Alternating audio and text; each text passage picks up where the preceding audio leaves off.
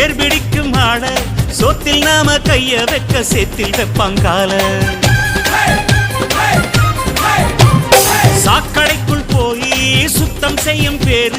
4 நாள் லீவு போட்ட நாரி போகும் ஊரு முடிவெட்டும் தொழில் செய்யும் தோழம்தான் இல்லையே நமக்கெல்லாம் எது அழகு நதி நீரில் நின்று துணி தோய்ப்பவன் இல்லையே வெளுக்குமா உடை அழுக்கு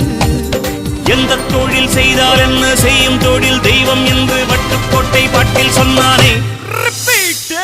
சக்தி எல்லாம் ஒன்று சேர்ந்தாரே